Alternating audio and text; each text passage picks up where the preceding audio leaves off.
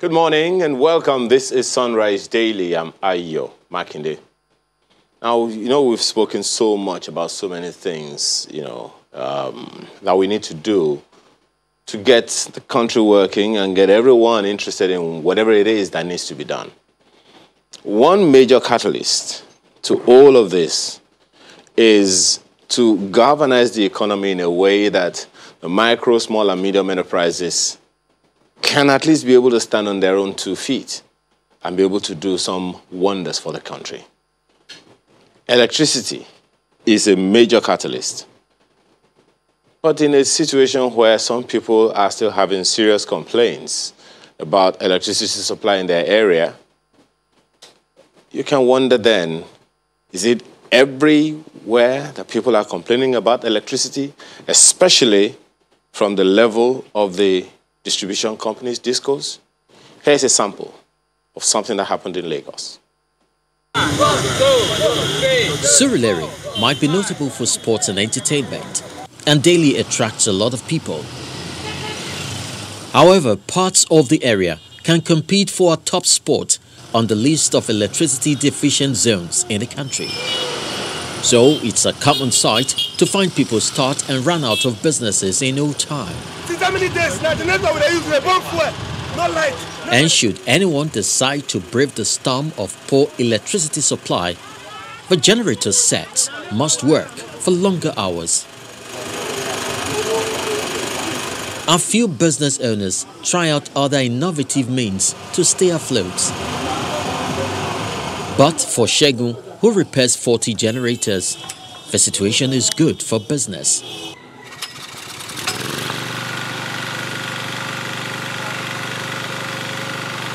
At the center of the electricity challenges around this region is what you see behind me, the Lut 33 kVA injection substation. It services 3 major feeders, Oko, Ishaga and Ogulano 11 kVAs.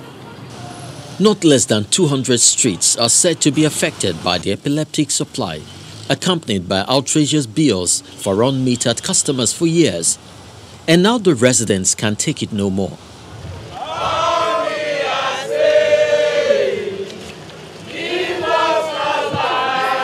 They gather to express their displeasure in a co-disco for failing to upgrade their facility, which goes off at the slightest rainfall.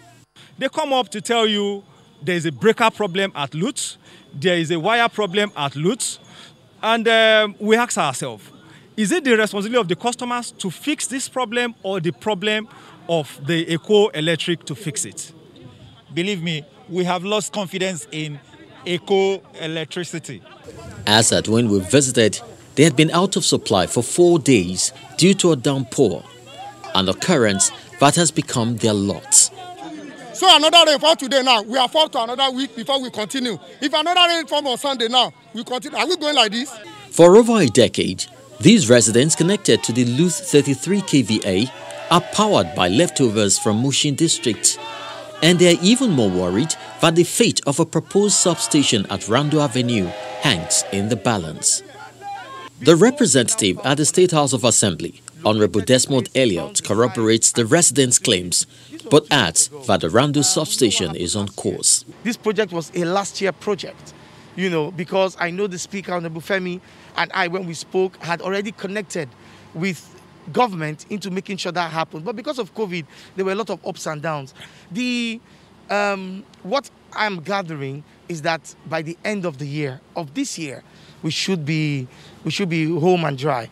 The management of Eco Disco acknowledges the dismal output of the Lut substation, which at the moment can barely sustain a Band D classification of 8 hours per day power supply, but adds that work to improve their operations is in the offing. What we have presently in that area is that we have an area that is being fed by an overstretched substation. But one good thing about it is that the 60 MVA that was out over a year is one of the projects that TCN is going to execute this year. We are planning to build 2 substations within that axis. That is the 50 MVA Rando. That is in the pipeline. And with the recently released funds from CBN, I think it's one of the priority key projects we are looking at doing this year. Until these promises connect with reality, Surulere customers of Eco Disco might need to pray for the rains to go away. Otherwise, they will continue to lament a situation foisted on them. Chris Elems, Channels Television News. Situation that is avoidable. Is this the same story all over the country? I guess your guess would be as good as mine. Because when you calculate how much fuel generators consume in the country, and then you're wondering how much fuel we're supposed to be consuming all over, whether it's fuel for cars, fuel for generators and all, how significant a reduction would it be for us if we had regular electricity supply? Will we still be consuming as much on generators, on fuel for generators? And then look at the reverberating effect on the economy generally. Micro, small, and medium businesses naturally transfer the costs, the running costs, on the businesses, on the products and the services that they offer. And this is part of the reason that many people say that producing some things in Nigeria costs a lot more than the ones that are imported. Is it something that can be avoided? I believe it is. How long will it take?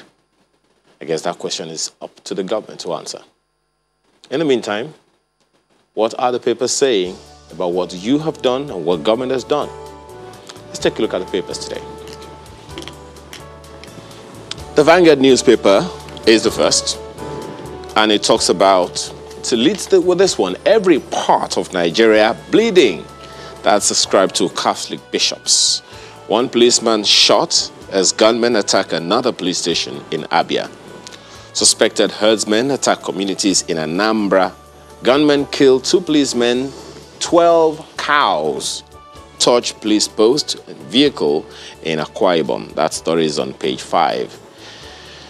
Well, that's the lead of the paper this morning, and most certainly something troubling, wouldn't you say? But then the choice is yours to make there. Insecurity. Troops on offensive in Benue, Taraba, Nasarawa. That story is on page 9. To flush out killer herders, bandits in forests. Bandits kill 11 in reprisal on Katsina community.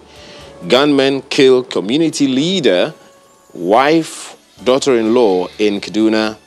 Emir of Daura suspends Eid Fitri activities. All of that you find on the front page of the paper this morning. Over 3 trillion naira unremitted funds with MDAs and others. I mean, well, while this is being said by the Senate, I wonder what the National Assembly itself is doing with the reports of the Auditor General's office over the past, how many years now, since 2014 to date? What action have been taken? How much are we likely to recoup from, all those agencies, ministries, and departments who haven't remitted all the monies they were supposed to have remitted according to the submission of the Auditor General's office? Check out the details on the front page of this one. The details are on page 8 of the paper today. And of course, that's you'll find in the chat. E-payment transactions in Q1 of 2021 rise 82% to 66 trillion naira. Banks grow e-payment income by 51% to 53 billion naira. Account maintenance fees up 60%. Do you even know what that account maintenance means? It means the money you pay for holding that account. It's up to 30.9 billion naira. And you're advised to look on the inside pages of the Vanguard newspaper for more details. So many other stories on the front page of the paper today. Right above the nameplate, I would have been an ex-convict, but ascribed to Shomaland, former governor of Edo State and former chairman of APC. All of that you'll find on the inside pages. Sanwo-Olu abandons Oshodi-Apapa Expressway as road users lament plight. What does that mean? Looking on page 8 of the paper this morning. The back page has Sports Oriental Derby. Enyimba fall to Rangers. Oh, wow. What does that mean, really? Enyimba is my team. Yes, forget it. I'm sympathetic with you guys who do all those other clubs. I'm not going to mention names. And then you find Super Eagles to play Senegal and Cameroon in June. Details are on the inside pages of the Vanguard newspaper this morning. Well, find this one on the front page of the Nigerian Tribune now. And it talks about what's happened in Q1. 400 Nigerians murdered by Boko Haram bandits, herdsmen. That's ascribed to a report. What report is that? You look on the inside pages, you will most certainly find them. Food crisis looms as farming activities decline. This has been a long time coming, and we've known this since April last year. But then, that's what you have on the front page. Bandits kill 11 in Katsina. Security forces kill 11 terrorists. Foil fresh attack on Imo Police Area Command. And 127 rights groups ask Nigerians to begin mass action. May 26, claim 2,000 killed in 3 months. That story you'll find on pages 27 and 30 of the Nigerian Tribune this morning.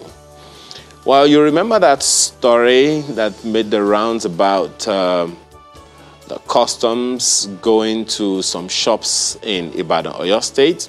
Well, right above the nameplate, you have this one. Ibadan rice seizure. Don't start a war you can't win. Senator warns customs. Says NCS, that's Nigerian Customs Service, ignorant of powers of lawmakers. The story you'll find on page 5 of the paper this morning. And listen to this one, something related to the power sector issue we referenced earlier. Nigeria needs at least 100,000 megawatts to power economy. Well, is this an assumption? Is this something credible? Find the story on pages 16 and 17. It's ascribed to Tony Elumelu. The details are on the inside pages of the paper this morning. Eid al-Fitr, Buhari to observe low-key celebration, mourns victims of madness. Story is on page 25 of the Nigerian Tribune this morning. All right, let's flip to the Guardian newspaper. The Guardian newspaper is interested in economy as usual. Weak consumption keeps cement prices high. That's what you have on the front page right there. Weak consumer protection keeps cement prices high. Now, what does that mean? It means people aren't buying cement, right? And why? The details you'll find on the inside pages of the paper. Cement producers declare 121 billion naira Q1 profits. FCCPC keeps mum despite consumer complaints. LCCI blames input costs on inflation forex. The details you'll find on the front page and directs you to page 2 where the story continues. Stop the bleeding carnage or resign. That's 127 CSOs telling the president. And there are 4 riders right there. Threaten mass action and boycott of May 29 Democracy Day activities.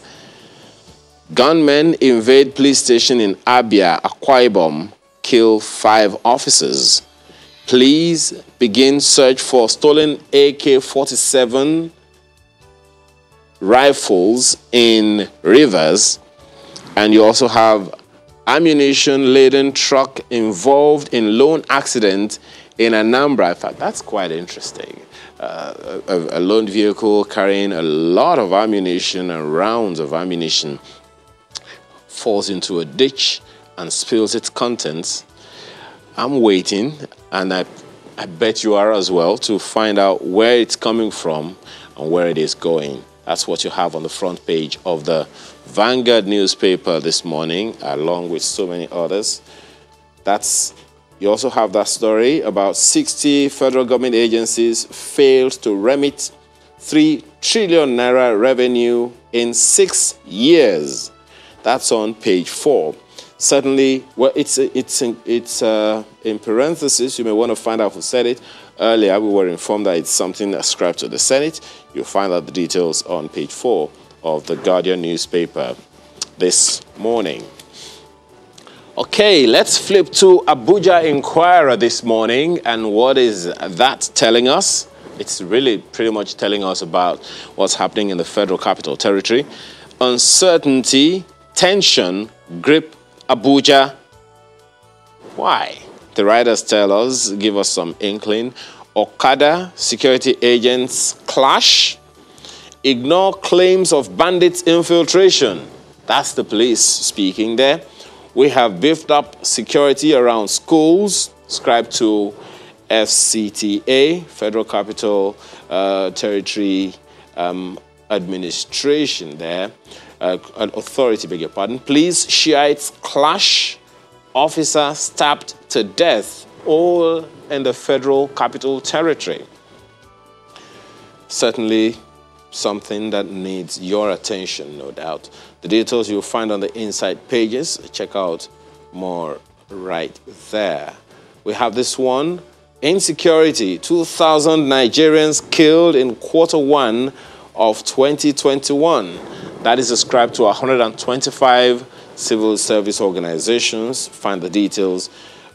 Continue on page 3 of Abuja Inquirer this morning. The Leadership newspaper is next, and it has this one. Ammunition-laden truck falls, spills live bullets in Anambra. It's definitely troubling for me. I mean, I haven't been able to get over it since the last time I saw the headline. And a number of writers to the story. Police economical with the truth. Arrest driver. Details are on the inside pages. PMB decries attacks on police stations, asks leaders to call youths to order. Are leaders sleeping on duty? Bishop Negoso. Bandits kill 5 in Kaduna. I remember, I think it was 2 years ago or thereabout, the president was quoted to have said that he was very concerned about the quantum of small arms all over the country, in the nation. And just as at 2016, United Nations carried out a report that says of the 500 million small arms and light weapons in the West African sub-region, Nigeria houses about 70% of that. My math is not good, but it sounds something in the region of between 300 and 350 million of such in the country. If we were to extrapolate, what does that mean? How many does each person have if we have a 200-man population? Well, your guess would be as good as mine. So many other stories. Right under the nameplate, Senate raises the alarm over unremitted 2 trillion naira revenue, indicts 60 government agencies. I'm still asking that question. What is the Senate doing, the National Assembly doing about the Auditor General's report? This indictment is not new. Perhaps there is a reference to the Auditor General's report on the inside pages. You may want to take a look at the Leadership newspaper this morning, along with several other papers that we have. Take a look at Nigerian News Direct, and what does it lead with? The Nigerian News Direct is also interested in the economy this morning on its lead. 3 months debt service gulps $1 billion. And you can see who is speaking is the Central Bank of Nigeria. 3 months debt service. So we're servicing a debt for 3 months at $1 billion. If the naira is 470, for instance, that's 470 billion naira. Wow. Well, that story, you'll find more details on page 2 of the paper this morning. That story right above the nameplate, MDS yet to remit over 3 trillion naira, ascribed to the Senate. Serap writes Buhari seeks probe of 39.5 billion naira duplicated and mysterious projects. This story doesn't look like it's going anywhere anytime soon. The details you'll find on the inside pages of the paper this morning. Daily Trust newspaper has this one as well. It is interested in the stories around insecurity. The Daily Trust newspaper, look at it. Boko Haram, army raids home, arrests 13 suspects in Kano. The details you find on the inside pages. Troops launch manhunt for IPOB members in Olu. Another police station attacked in Abia. Buhari warns against attacks on security formations. And Daura Bauchi Emir's Council Salah Daba. Find the details on the inside pages. Right under the picture, 30 killed, 7 missing in Niger boat mishap. The details you find on the inside pages. And right under the nameplate, 2023, INEC targeting 120 million voters. Ascribed to a resident electoral commissioner. Find the details on inside pages of the paper this morning. The Blueprint newspaper has this one. Let's engage foreign partners to tackle Boko Haram. That's ascribed to an ex-military chief. Well, that story, you heard the president, making that request in that meeting, that virtual meeting with the U.S. Secretary of State, that the U.S. should consider moving the AFRICOM headquarters to closer home, so to speak, maybe somewhere in Africa. Well, the reports we're hearing is that the U.S. is saying that's very unlikely in the nearest future. But then look at the riders to this one. Says seized weapons from troops have strengthened insurgents. Once toll gates returned and manned with scanners to discover small arms. Suggests engagement of NSCDC personnel as forest and border guards. Troops arrest 13 suspects in Kano. Gunmen kill 13 in Kaduna and Katsina. All of that you'll find on page 6 of the Blueprint newspaper this morning. That unremitted funds story is right there under the nameplate of the Blueprint newspaper this morning. And right under that one, 24 states donate 2,000 hectares of land for FG's social housing. And also says 17 states interested in solar power Niger. That story is on page 5 of the paper this morning. And so many others right there. And this one, you hear, analysts want cuts in spending and overhead cost rises to 3.1 trillion naira. That one is on page 24 of the Blueprint newspaper today. And very quickly, the Daily Times newspaper. Nigeria makes strides in COVID-19 battle. What does that mean? You find the details on the inside pages. And right above the nameplate, Eid.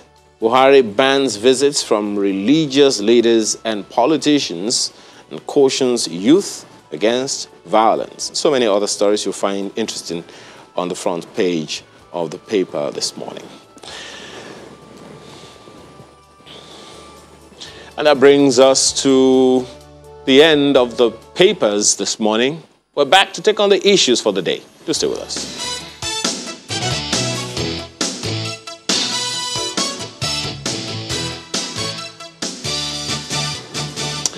Thanks for staying with us. We have this morning joining us Major General Adofiko, retired, who is a former Secretary General of the Retired Army, Navy, and Air Force Officers Association now. He joins us virtually. Thanks so much for joining us this morning, General.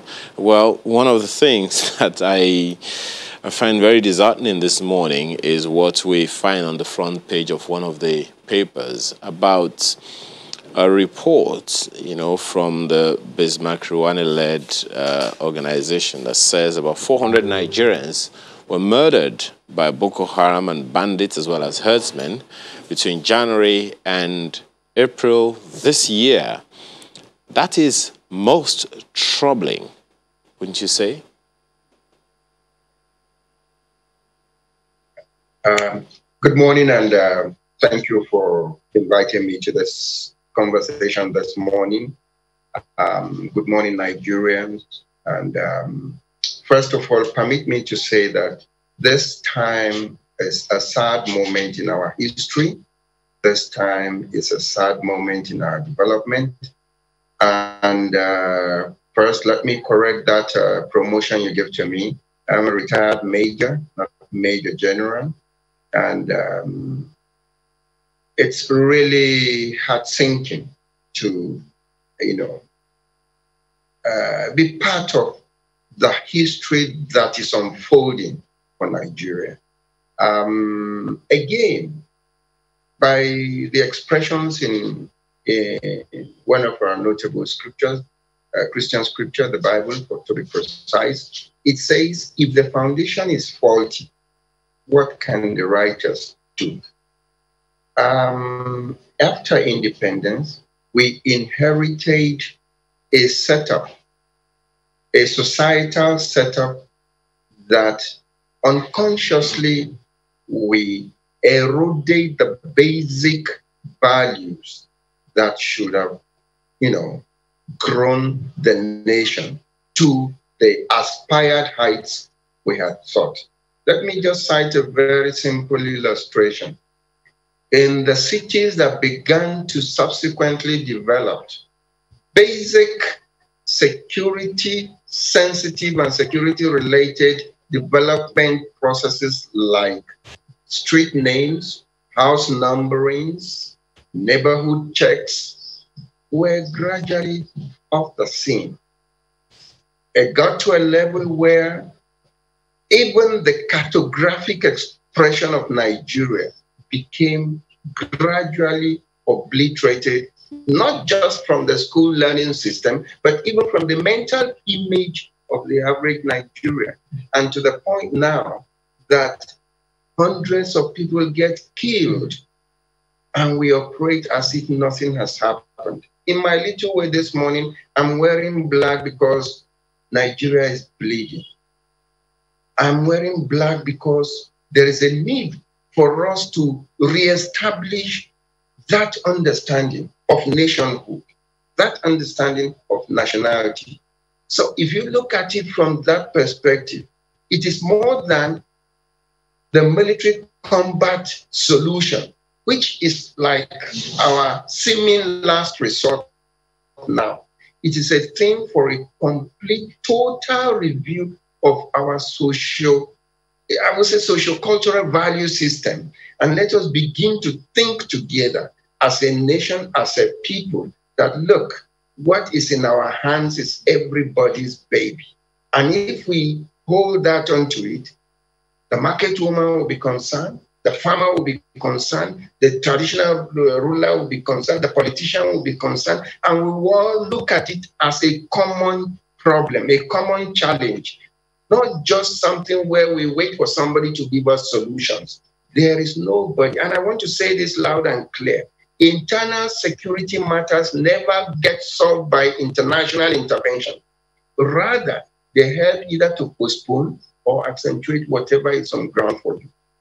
And so based on that, I want to think that this is a time for us to do an internal check, a look inwards and ask ourselves, what can we do? The ordinary man on the street, what can I do to help? The man in the offices, the government officials, what can we do to help? The market women, what can we do to help? What is in our hands now does not know religion. What is in our hands now does not know ethnicity. What is in our hands now does not even know your physical size, tall, short, child, elderly. It consumes everybody. And for that reason, I want to see us now approach security management, no longer from the symptomic expressions and analysis we've been on to, but more to the causative reasonings for the. Major, there was some, what is in our hands now. Just one moment, Major. Just one moment. There was something you said earlier that I think I'd like for you to expatiate a little more. When you say that you want all of us to be concerned, the religious leaders to be concerned, politicians to be concerned, and all of that, does that mean that we haven't shown enough concern, or we haven't acted like we are concerned? If you ask me for a straight answer, I will tell you yes. And let me explain what I mean by concern. Concern is not a shout about the symptomic experiences we are going through. Concern is a legitimate, honest understanding and expression of what we believe should be a necessary action. For example, in a nation like ours, take the Southeast. That suddenly Southeast came on fire, and everybody is looking towards the curative action point of, oh, go there, crush them, and get these bastards out of wherever they are. That is the symptomic approach to it. The causative approach to it is society as a community. Where did we get it wrong? Where can we begin to address the issues that have culminated into the present situation we are in? I'll give you a very typical one. There were an incident in April. You woke up one morning, a bunch of guys came around. There were not two, there were not three. And in 20s and 30s, and they invaded the police headquarters. They invaded the correctional services center, that is the prisons, and so on and so forth. And they get away, and we classify them unknown gunmen. And this is an urban experience, not a rural one. So these are the areas I feel the society as a whole, we should call ourselves. Let me use the phrase that may sound a little bit awkward. We should call ourselves to order and ask ourselves the question, where are we not getting right? Where did we miss it? So that we can begin to, it's not enough to begin to, to chorister out, oh, one Nigeria, let's live together, let's learn to tolerate one another. Who are you tolerating? How much do you know of the person you are tolerating? This is the nation that we've been operating. We've never gotten basic items like national census. We've never gotten it right. Basic social activity like elections. If you go, a local government election this day is like war. A state government election is like war. These are symptomic expressions of a faulty foundation. That is why I said the concern should be more than what we are doing now. The blame games and all that you see, there are symptomatic reactions here and there. The causative reasoning is, where did we miss the basic elements of a society that is defining itself as a nation and working itself to a progressive end? That is my concept of concern. Well, Major, it's a little, I'm a little concerned. Yes, I can hear you, but you've talked about symptomic as well as causative factors. We'll get to that one. But when you say that, everyone should be concerned, that the local people should be concerned, I'm at a loss, and I'll tell you why. We say, you security agents and consultants tell us all crime is local. But at the same time, most local environments have lived with each other peaceably for so many years.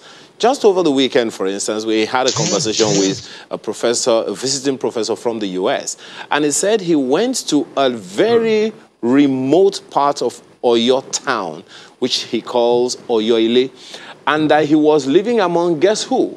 A group of Fulanis who have been there for decades, several decades. He lived there. He just pitted his tents among them, and they lived with him. He said he didn't lose as much as a pin. Not a pin, not a pen. Nothing he took there did he lose in 2 straight weeks that he was there. He's an archaeologist. So if local people are that peaceable in environments where they are not indigenous per se, but they emigrated, that they've been there for decades. I mean, these are Fulanis according to the professor.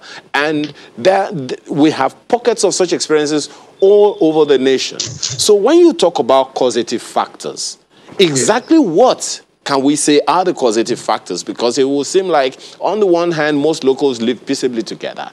On the other hand, some locals don't live peaceably with one another. So exactly what would be these causative factors you're talking about?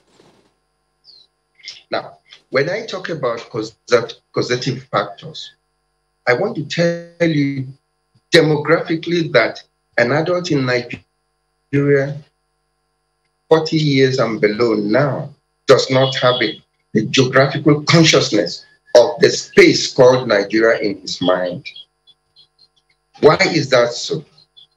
That is so because we have eroded our educational system to the point that geography is no longer a prime study for our understanding of our environment. Education is all about understanding your environment and making maximum use of the resources nature or God has provided. But in that little aspect, you find that how does that affect the thinking and the psychology of the moment? It affects the thinking and the psychology of the moment from the grounds that 5 persons are killed in Zamfara. The guy who is probably in Taraba, it doesn't make any meaning to him. He does not have that heart going for what is going on there. If you similarly, you have a flood incident reported in Cross River or somewhere in Bayelsa, it does not make any meaning to somebody who is probably sitting on the high stones like me here on the plateau. These are the basic causative value connectivity that we must, as a people, begin to deliberately work on. What is going for us in the local communities all this while was that these communities, one, had a case of pedantic disposition in which ignorance was a major product, and so there was no awareness, and this awareness is improving by the day. Unfortunately for us in the country, our awareness is not in the positive direction. Our awareness is in the negative, trying to redefine the I in the minds of everybody, the me, the ours in the minds of everybody. These are positive value, concerns. What's government supposed to have done that hasn't been done over the years? You would recall, Major, for instance, that after the war, yes, the Civil War, the government of the day said, to keep Nigeria one is a task that must be done. So what were those things that may have been lost at the time that that were initiated but should have been sustained? One of the attempts by government of the day to unify Nigeria, so to speak, was the National Youth Service Corps, which, every student is supposed to go to completely different parts of the country from where they were or where they studied, just so that they can touch base with different communities. So if that kind of thing was there something we missed along the way, or some things that ought to have been added? Or is it that program that wasn't executed well enough? Exactly what have we missed doing over the years? Now, first of all, let me quickly correct the fact that that slogan, to keep Nigeria one, a task that must be done, did not come after the Civil War. It was during the Civil War. When we began with go on with one Nigeria, and to keep Nigeria one is a task that must be done. To keep Nigeria one is still a task that needs to be done. But what we did not do after that was a deliberate conscientialization. In other words, a deliberate indoctrination program that will concretize that slogan into the hearts of Nigeria. Look, immediately after the Civil War, yes, there was physical reintegration. Yes, the eastern part of the country was fully back on stream, and there was, inflow, the democratic mix-up, all that, which was okay. But then the elements, the fundamental elements of that social indoctrination was not done. That we are having the impact today. A lot of children will jump up. I call them children. They jump up. You call them IPOB, you call them this, you call them militants. They jump up, they say, oh, I want Biafra. I was having a chat recently with a group of people, and I asked them, have you really sat down to know that Biafra is not a tribe? They say, what are you talking about, sir? I said, Biafra is not a tribe. That Biafra is a geographical expression, the bite of Biafra. And if you're going to talk about Biafra as an enclave, you want to accommodate those that border that particular geographical expression, you might be going down to Equatorial Guinea and part of probably northwestern Angola.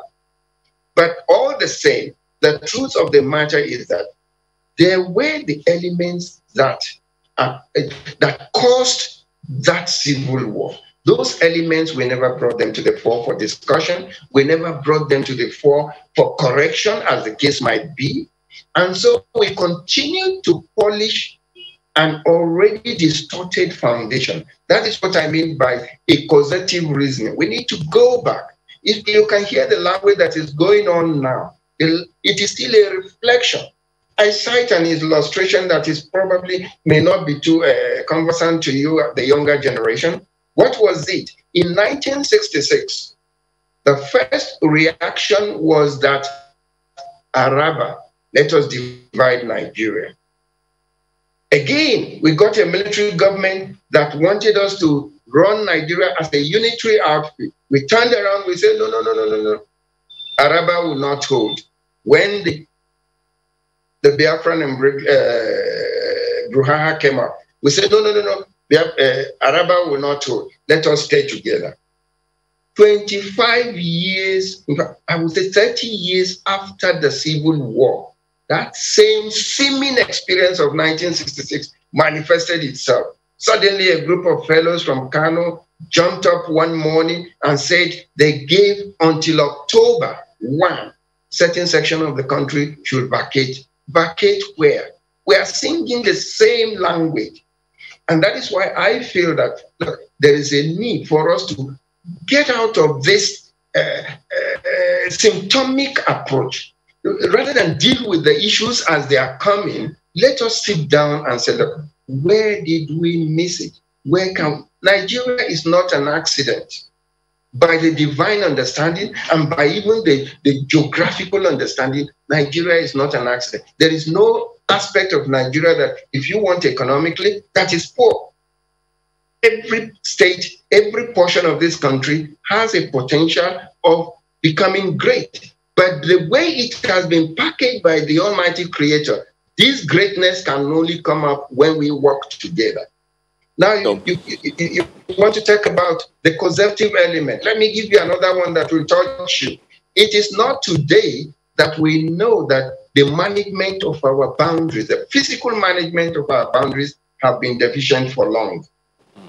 Infiltration has remained an easy something. We reduced it to a smuggling issue and left the customs grappling with a very serious issue that could traumatize the country the way we are expecting now. Look, it's sad to feel and to know that I, in my community and in various other communities like you cited, we have lived with the Fulanis for years. We know them for what they are. They come in, they graze, they go back, we welcome them when they come, and when they are going, we say goodbye, enjoy in peace, in love. But how suddenly that has turned around. We have a band of groups that have now professionalized violence and are running around the forests, the same routes that these are peace-loving ones had been operating on. These are things that call for What did we not do right? If you ask me, we did not control, we did not manage our population, we did not understand our physical disposition on the ground with that common vision towards a united people for a purposeful living as a nation. Nigeria, look, with a little change in solving this causative distortion, I tell you, no nation will contest with Nigeria. You can see it from the individual performances here and there. So, by way of summary, enough of this emphasis on the symptom. Yes, as I'm talking to you, I'm glad from your news and a newspaper review this morning, I heard how the military is doing all they can. Yes, as they crack down on these elements from section to section, the rest of the country should begin to consciously begin to look inwards and ask ourselves the question, what role can I play to cement, to complement the efforts these young men and women out there? I'm not talking now more of from the part of the military family. I'm talking more from the part of development.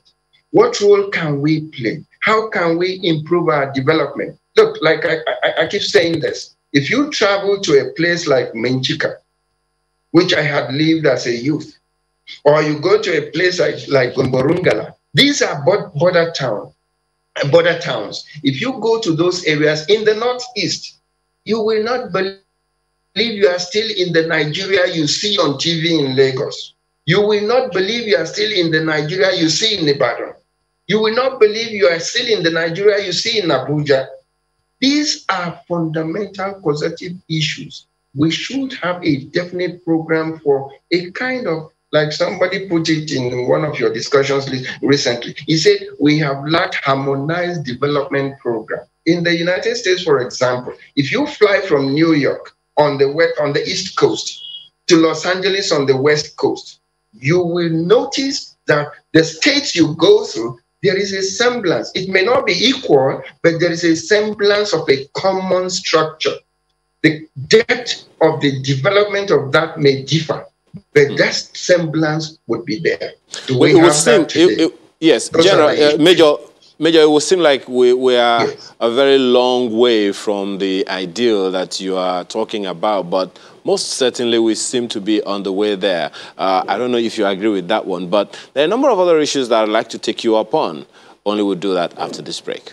Please stay with us.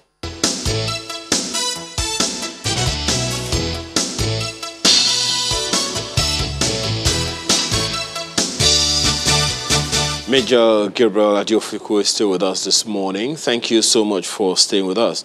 Now, Major, let me ask you this. I mean, from the report that you have seen, attack on installations of security personnel seems to be a thing, especially in the southeast, and a number of other places, which some would point to October last year as the time it really got to a head.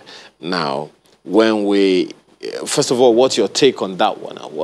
Because I would assume that intelligence information must have gone out far and wide before these things would happen. And then they happen, and it looks like we were caught unawares.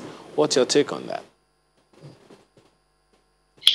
Well, to say the least, thank you again for that clip. You see, that clip reestablishes the position I had expressed before on the causative factor affecting security management in our country today. First of all, when there was NSAS, it was clear, we knew that there was an aspect of the police activity that the society were a little bit uncomfortable and so reacted. But when you have an organized open attack on the institution called the police, the institution called the correctional center, as we just saw on that urban congested Owerri attack, it is clearly an issue, just like the vice president put it very diplomatically. He said it's an attack on the welfare and look, it is a challenge to nationhood.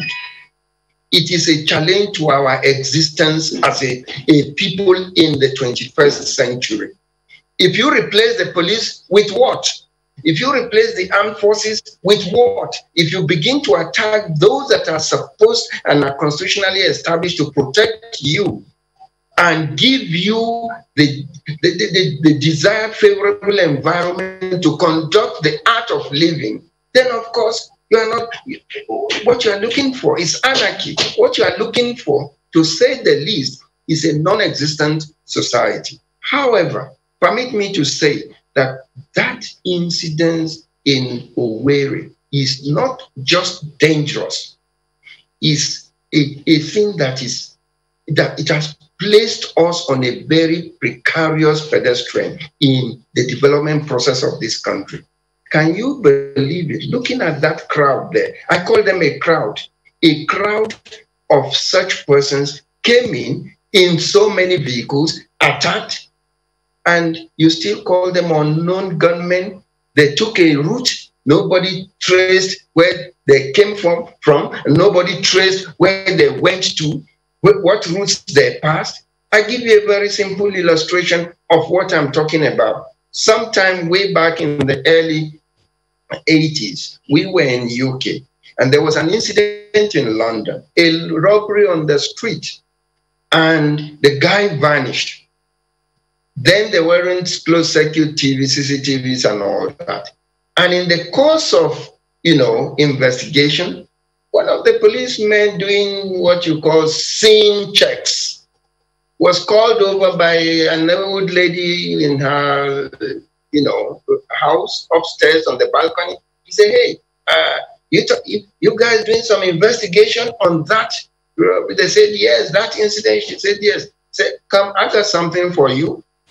And she brought out her small camera. She was there taking her sunshine, but with her camera by her side, she took shots. And with the pictures she gave, the security were able to trace it. That is where there is a support, a combined support from the society.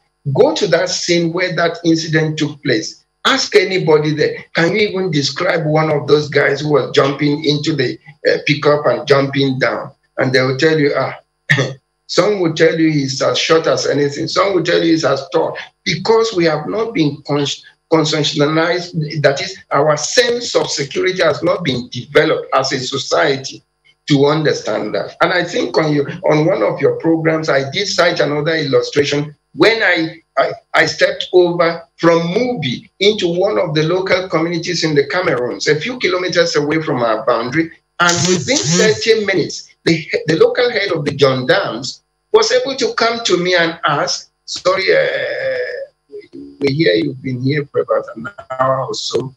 Can we have an idea what you've come for? That is the cooperation that we need.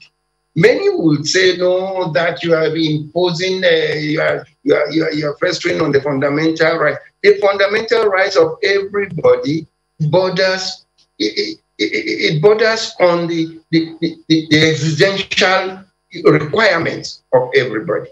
So for that, I think we're on a dangerous platform. I hear it's expanding. The news items are telling me in Akwa Ibom, on police stations and all.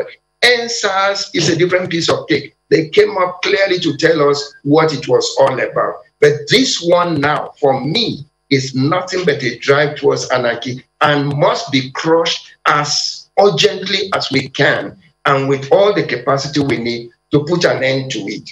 There must be no further urban unnamed gunmen. That is my position. And they didn't do it in the night. It was a daylight operation. Well, Major, aren't you also concerned that, these acts, though ending up like pretty much the same way of people being killed and all of that, we have a situation where we call some bandits, we call some kidnappers, we call some herdsmen, we call some Boko Haram. It would seem like the crime, the nomenclature of the crimes are shape-shifting, but the ultimate end is the same. There are those who also, propounding theories out there that this is something being planned by some forces behind the scene, and that this is just happening, and these things are not unknown. So, the question then that it raises are some of the things that you have said. It will look as if we are dealing with something that we are not aware of.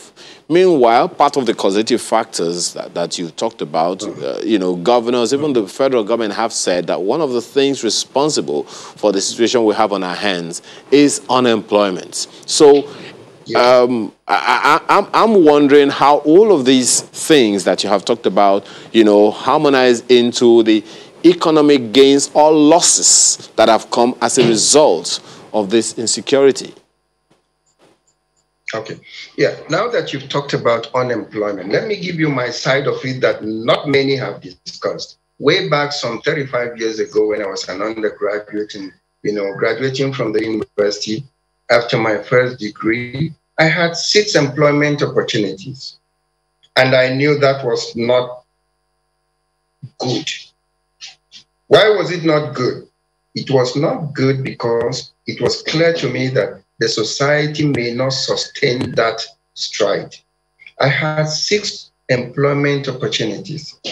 In less than 20 years after that, young graduates would come out of the university for 3, 4, 5 years and would be looking for a job to do. That establishes the false platform of the economic basis we were operating.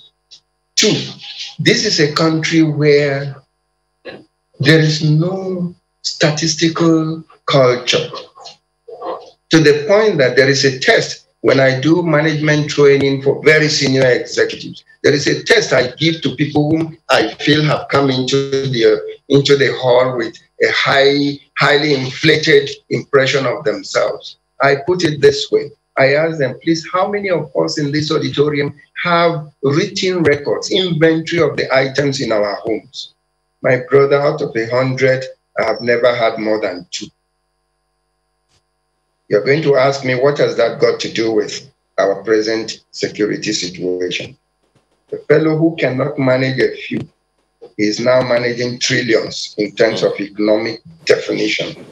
The fellow who cannot manage a few, he now talks, the local government chairman, who has never had, in his lifetime, he had never worked articulately to raise probably ₦1 million. He has ₦1 billion budget, and he has no idea how the structural framework with which they dispose of this kind of funding. These are the causative fundamental issues that are in our hands. Now, when you talk about masterminds behind this crisis, I know the security agencies must be working hard to unveil some of this. My only prayer to God for them is that may they have the courage, may the government have the courage to present these findings to the public so that we will know them. And when we know them, we may not cause them to be executed, but that we know them will establish the falsity in the false identity we parade ourselves with. I can tell you that there are many people who come around. I'm scared to call them the title they want me to call them, because these ones I know cannot be affiliated that kind of, or actually attach that kind of title they call themselves. For example, somebody who disappeared, he says he went on oil and gas. And I know from some of my operations that he was nothing but just a coastal thief somewhere, stealing our oil. And then he comes around with the big money he's made, he becomes an honorable. And I find it difficult reconciling my knowledge of him with his honorability. Secondly, All those, I want you to pick my language this time. All those palliative names we give to insurgents, we give to violence agents in our society. Boko Haram, bandits, militant herdsmen, whatever we call them, unknown gunmen, the summary of it is that they are bloody killers. And killers of innocent citizens should be hunted down and brought to book according to the law of this nation. Enough of the fanciful definitions for them. What we need to do now, allow the security agencies to do their job as they are doing their job. Complement the efforts they are making by making your non-lethal support activities. What I want to hear Nigerians do now is generate, we are very creative people, generate activities nationwide, both in the rural and in the urban areas, to support these curative efforts of the armed forces and the police and all the paramilitary. Let us bring these agents of soul-snatching killers to a halt. That is what we need now. Yeah. Well, there is something that you said that I am 101% with you on, and I believe every Nigerian would be as well. And that is the fact that security agencies should be able to identify the masterminds, as you call them, of these issues that we're having on our hands, and have the courage to do with them the needful. That I'm most certainly looking forward to. But for now, we have to thank you very much for being a part of this conversation. Thank you. Major Gabriel Adofiko, retired. Thank you for promoting. Yeah. Thank you for promoting me in retirement. He's former Secretary General, retired Army, Navy, and Air Force Officers Association. Thank you so much for your time and thoughts. Thank you. God bless. Yeah, yes. So Sunrise Daily is back in a moment. Do stay with us.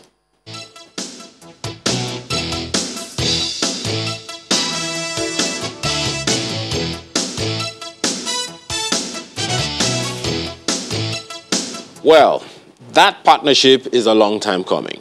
You remember 2 years ago, the president said that the federal government will, in partnership with the states, do everything possible to pull out 100 million Nigerians out of poverty over 10 years. At that time, we didn't have up to 95 million, about 95, 98 million people in extreme poverty, according to the World Poverty Clock. But this time, there is a partnership that you have seen in the opening slide, and let's have a conversation about that. What is it about? It's some partnership between the federal government and Microsoft Corporation. We have Ife Adebayo with us this morning. He is a special assistant to the president on technology and innovation. He joins us from our studio in Abuja. Thank you so much for your time this morning, Mr. Adebayo.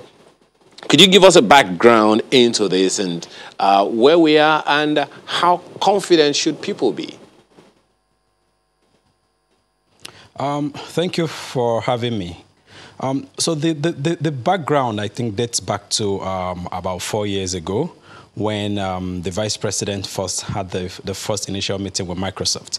And this was followed by a visit to Silicon Valley and a couple of other engagements with technology ecosystem across the country.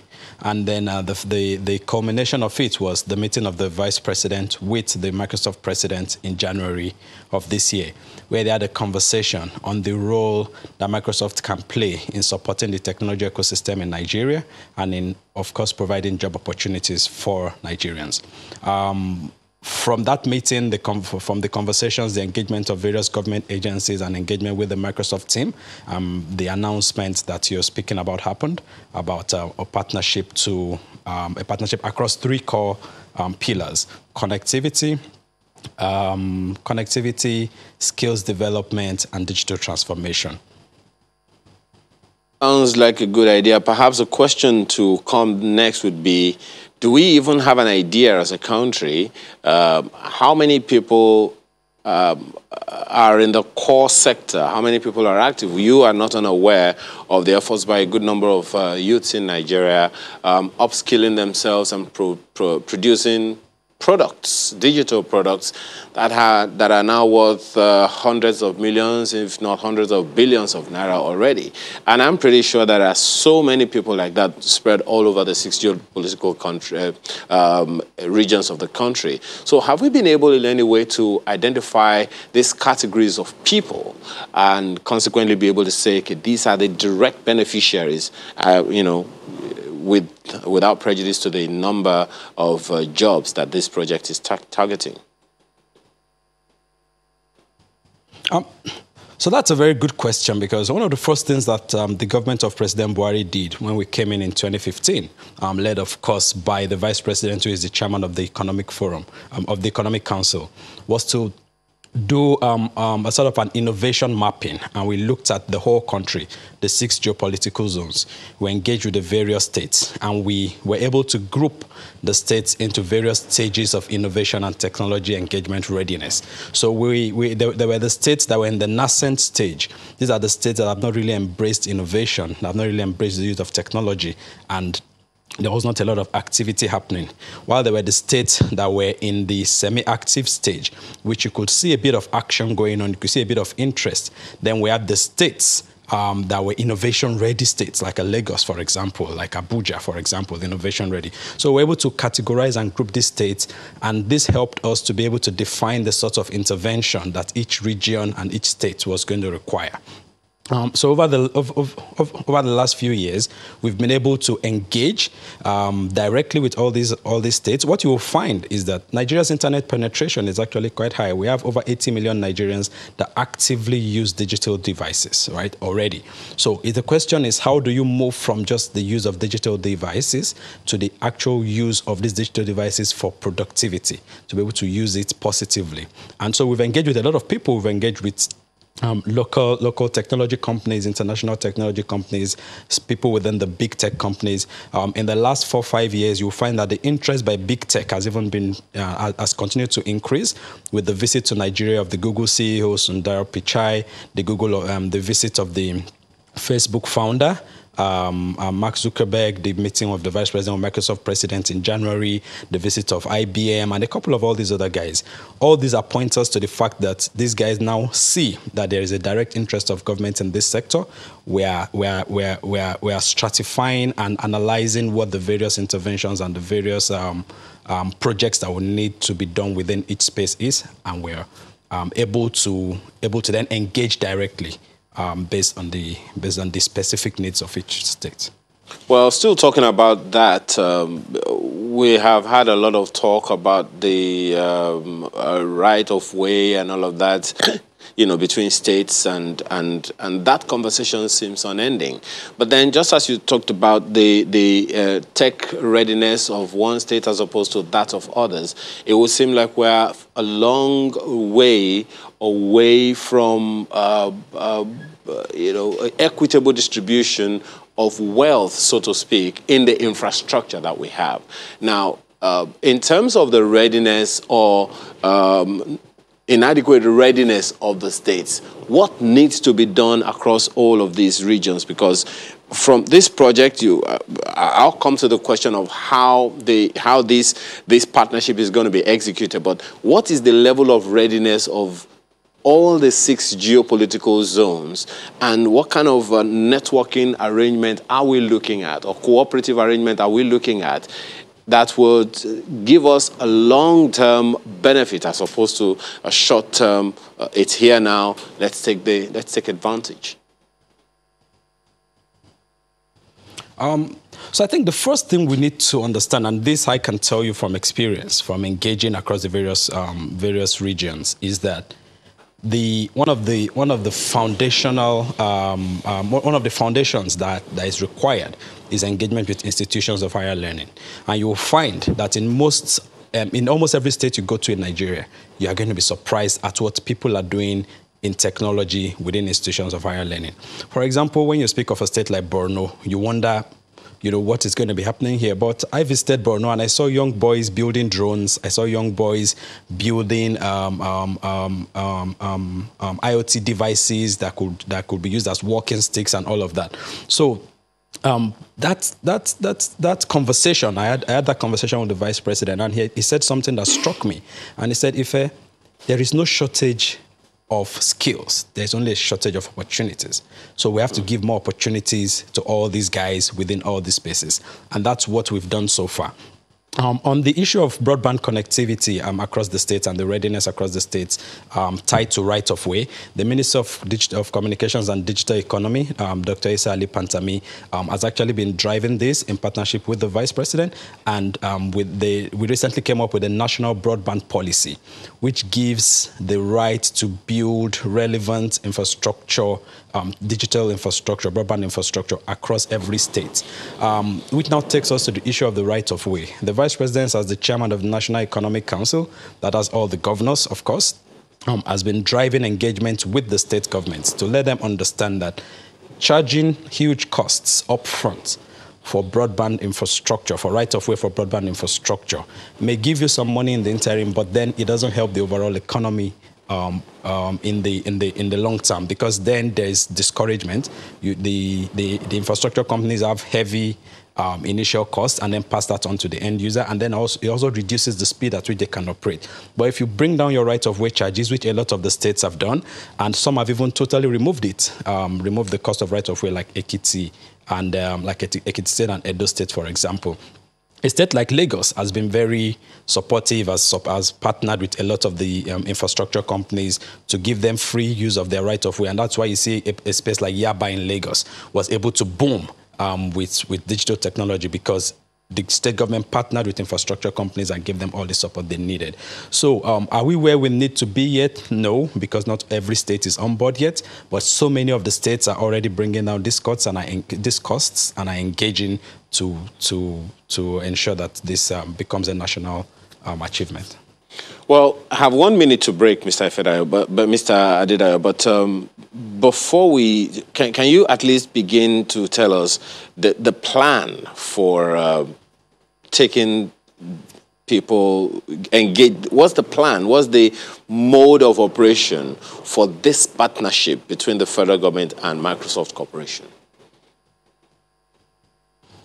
So what the government has always said, and what we've driven most of our activities on, is private sector engagement. So if there's anything I can tell you about the partnership, is that across each of the pillars, they'll be driven by the private sector. But I can tell you more about it as we go deeper. Okay, well, I would like to know exactly what the precise opportunities are, because just as you said, quoting the Vice President, we don't have a dearth of skills, we only have a dearth of opportunities. In which areas do we have these opportunities, and sectors, perhaps to be more specific? You tell us a little more on that when we return from this break. Just stay with us.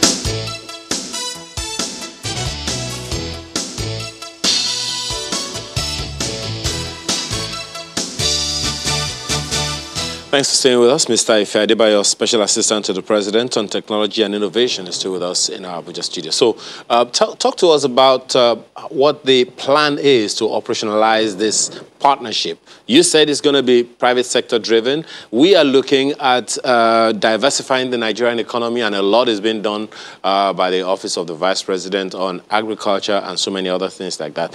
How do all these tie into which specific sectors of the Nigerian economy? Thank you. The beauty of technology is that it is an enabler across all sectors, right? So if you're able to build your technology infrastructure, which is one of the pillars that this partnership is about, which is connectivity, if you're able to provide the relevant skills, which is the second pillar of the partnership, and then if you're able to, with these two, you're now able to drive digital transformation, which is the third pillar. So on the first pillar, which is connectivity, Microsoft has a new technology, which is the airband technology, which uses TV white spaces to provide connectivity in underserved and difficult to reach areas. This will be driven by Microsoft in partnership with the Ministry of Communications and Digital Economy. And over the next few months, what they'll be doing is identifying communities across the 6 geopolitical zones to deploy these to deploy this technology.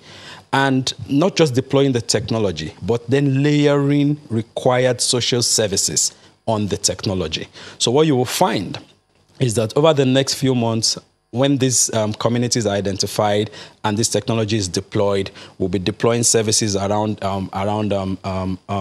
e-health. We'll be deploying services around other community services such as digitization of records, such as building local databases, such as what the roles that technology can play in education and advancement of education, and even the role that technology can play in disseminating information to the local populace. So all these will be layered on the connectivity that will be provided within these communities. The second part, which is the skills training, the target is to train about 5 million Nigerians with the support of Microsoft. And it's not just training 5 million Nigerians empty. It's going to be training 5 million Nigerians on various levels. So there will be those who need just the basic digital skills training, those who just need to know how to engage, those who just need to know how to use, the basic office tools and things that just make you more employable and more useful in today's time and age. There are those who will require these digital skills just to be able to take their businesses to the next level. Just the guy who runs a barbing shop and just needs to understand that, I can build a website that just allows more people to see me. I can set time slots and have people book their schedules for them to have their haircut. Just people who have a small supermarket and want to be able to reach other people, people who sell things and want to be able to reach other people, want to be able to reach other markets. That's the second level. While the third level is engaging with those who require top digital skills and then are able to learn how to build websites, to learn how to build software, how to build apps, and even, do things around data science, machine learning, artificial intelligence.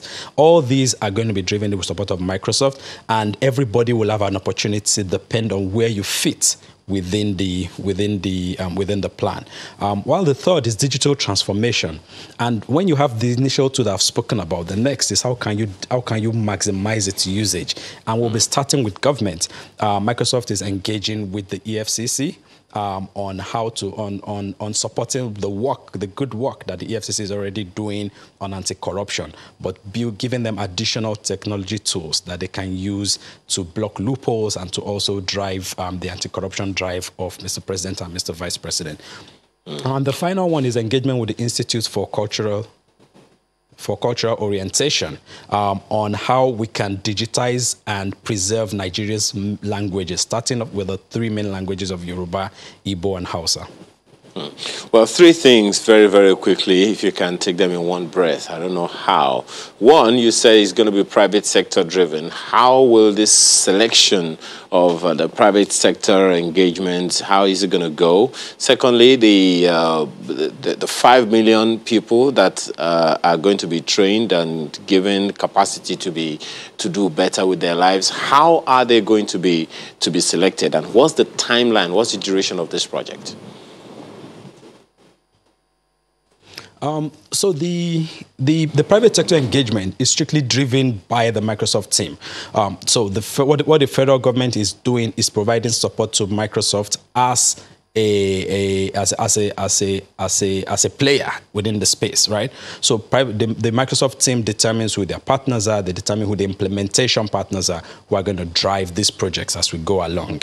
On the selection of the 5 million people that will be engaged, that will be participating in these trainings, it's going to be democratized. It's going to be free. It's going to be open to everyone to apply.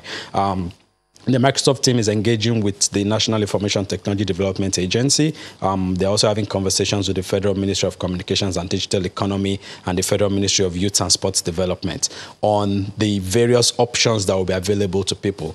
So what I would just say is people should look out. The same way this partnership was announced and everybody got to know about it, these opportunities will also be announced as we go along. And on timelines, a lot of these projects will be concluded within a 12-month frame, but the training of 5 million Nigerians, that will run over a 5-year period. Well, Mr. Ife Adebayo, Special Assistant to the President on Technology and Innovation, we want to thank you very much for all that you have, all that you do, and we wish you the best. Thank you for having me. The Sunrise Daily is back for one more issue. We'll be back.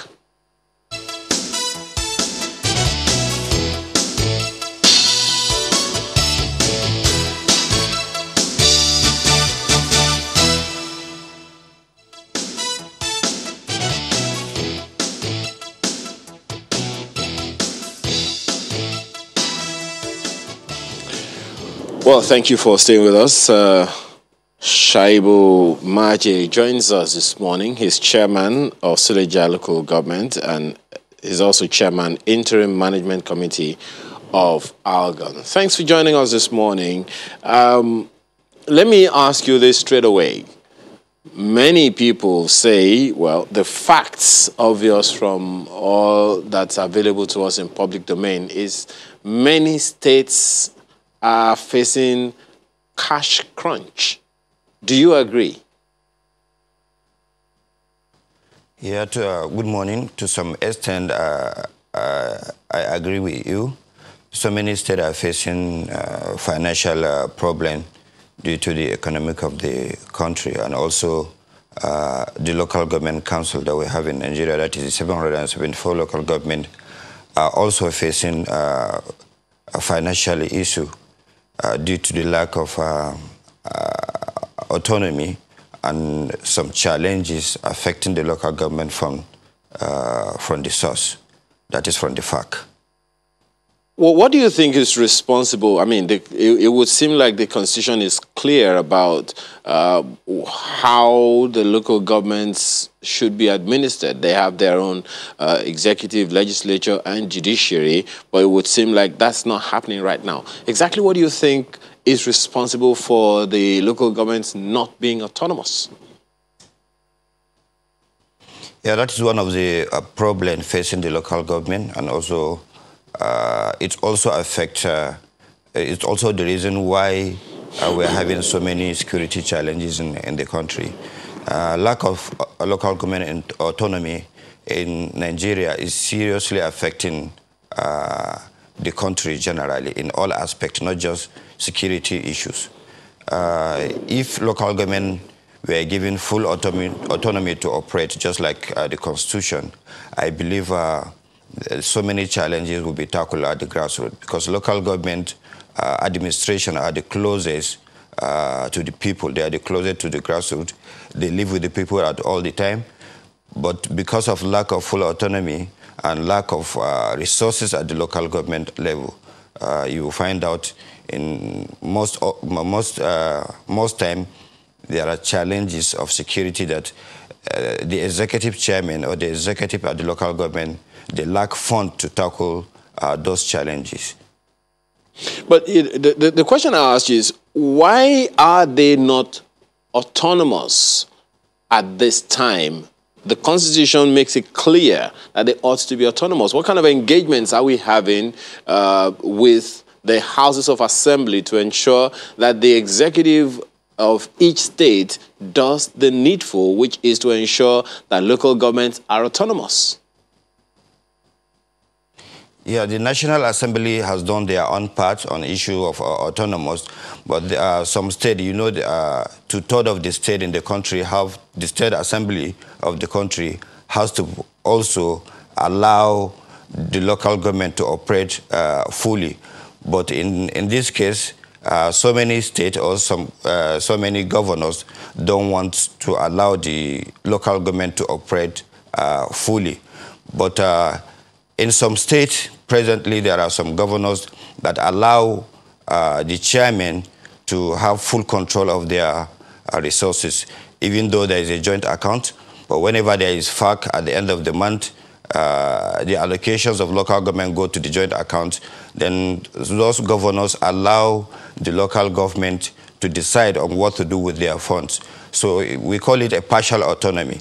But just like what Mr. President wants, for local government to have their full autonomy. So we are hoping that the governors should also allow full autonomy in local government administration.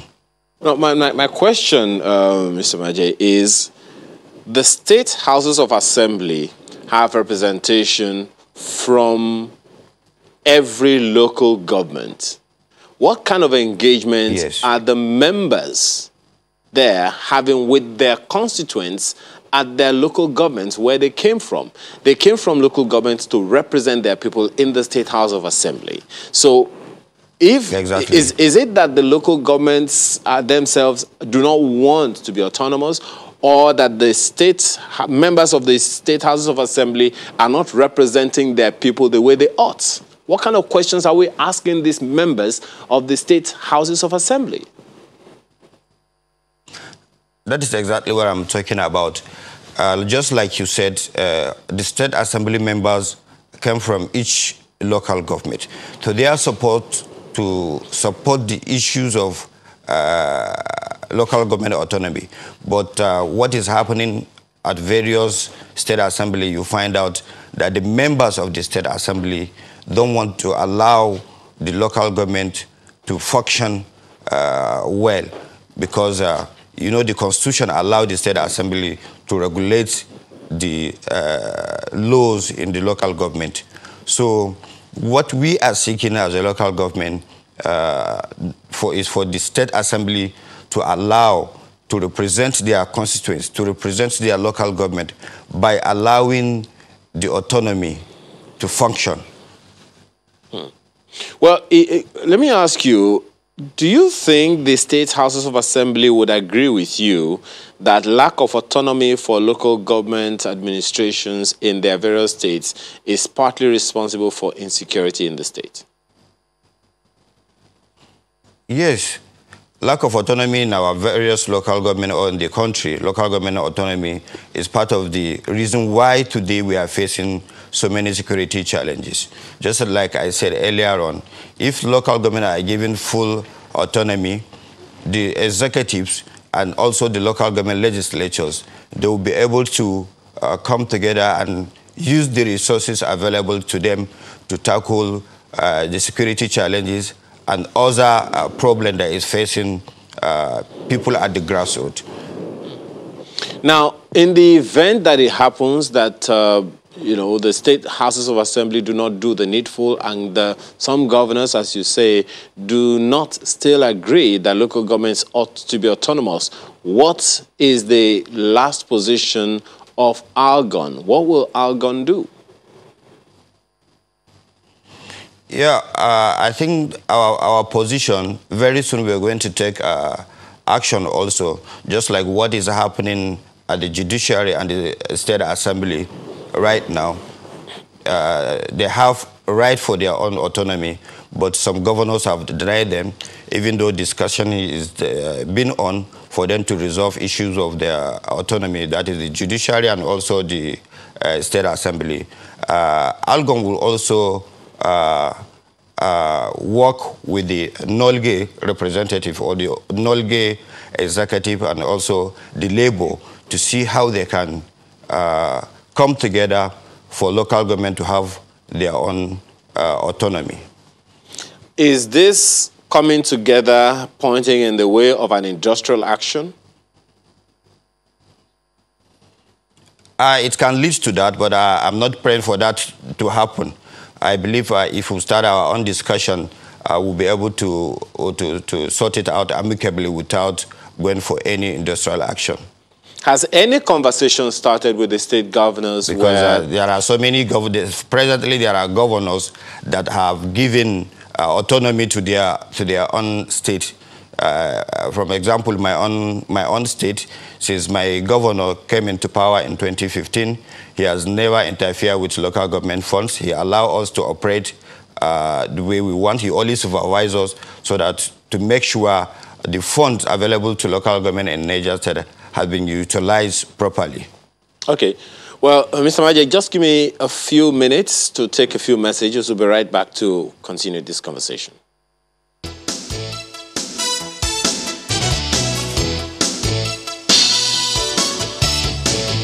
Thanks for staying with us. Shaibu Maje is still with us in our Abuja studio. He's Chairman, Interim Management Committee of Algon. So, is there a timeline in mind for ensuring that all states have autonomous local government administrations?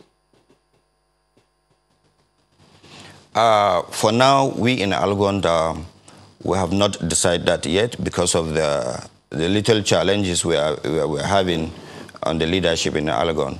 And that is why I emerge as the IMC chairman of Algon, due to the challenges we'll be having with the past leadership, which happened to be an illegal leadership. And for that reason, the leadership then are not doing anything towards getting local government autonomy. What they're after is something different. But with the emergence of the IMC, it's for us to see how we can conduct another election and bring on board a leadership that will take the affairs of Algon generally in the country, so that we can be able to tackle all these challenges that is facing us in our various local government, most importantly, the autonomy issue. Well, I was going to ask you about that one as well, that it seems that some members of your association are not on the same page. Some of them do not agree that local governments should be autonomous. Is that a fact? Yeah, it's a fact that some members, I don't see them as our members, because the leaders of that member is not even a member of Algon. He came from a development area council, which is not part of the 774 local government that we have in Nigeria, that the constitution recognizes. That is Kolade Alabi David, who happened to be a chairman of Bariga LCDA in Lagos. He's not a member of Algon, but he found his way by telling the NEC members of Algon, then he's representing Lagos, and he's a chairman of Shomolu Bariga. And in the country, we don't have any local government called Shomolu Bariga Local Government Council. We only have Shomolu and local government. But he came from an LCDA, a local government that was created by Lagos State House of Assembly. And on that, he's not part of Algon, and he found his way to become Algon president. And we, the members of the General Assembly, come together as the highest decision body and dissolve that leadership and set up a committee, that is the IMC, to take the affairs of Algon, so that we can fix all the wrongs. And along the line, the faction emerged, and we went to court.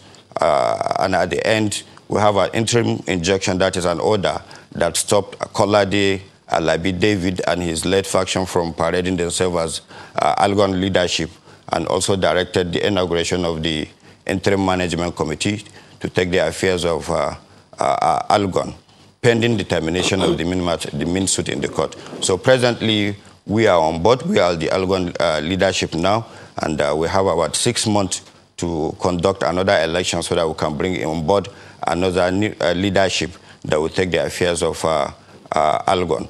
But on that, we're still going to go on with all the activities on the challenges that is really facing us, issues of lack of funds at our various local government because of court orders that says our money or local government funds should be deducted from the source every month in billions of nairas on issues that there are some consultants that Alabi Kolade David engaged to carry out some project in our various local government or consultancy service, whereby you find that there is no single project that is being executed in any local government, but billions of nairas are being deducted from the source. So those are the challenges that we've been having.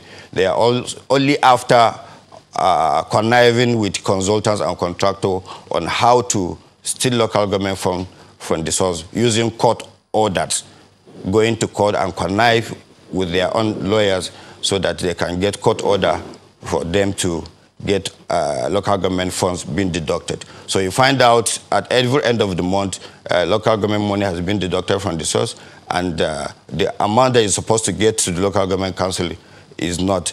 So then that is where you find out some local government cannot even pay their staff salary, not to talk of having access to execute capital project.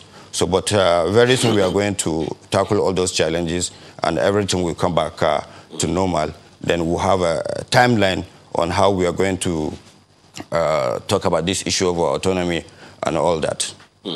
Well, clearly there are still some hurdles for Argon to clear before we can do the needful about this local government autonomy, but so many other things to raise with you, but we're completely out of time.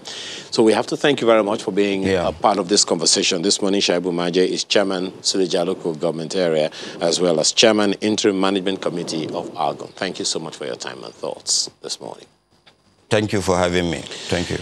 Yes, your messages are next in our conversation this morning. About job creation, we have this one from Comrade Dari, who says, job creation is beyond focusing on a specific area of discipline known as digital economy. If government is genuine about job creation for the massive number of unemployed youths in Nigeria, there must be a concise approach in place to change the education's curriculum. Bruce Wade says, first, presidency should be rotational, Hausa, Yoruba, Igbo, Ijaw, and so on. That's the first step to making Nigeria a great nation. Secondly, Nigeria needs a cultural unification so we can understand each other's differences more. And thirdly, corruption is the biggest setback in Nigeria. And this one from Adewale Debra says, Nigeria, all we need is prayers. Interesting. And we have this one about power supply from Fosi, who says, people are helpless at the state of power supply nationwide. How do you allow tariff increase without improved service quality? Government's core responsibility should be quality service to its citizens. Is the NERC for the discos or for Nigerian citizens? Oh, wow, so many other issues to raise, but seen your comments as well, Oshinawa Kingsley, and a number of others that we have seen. That's Sunrise Daily this morning. Another one will be here again tomorrow. In the meantime, have a wonderful day, and please, keep safe. Bye for now.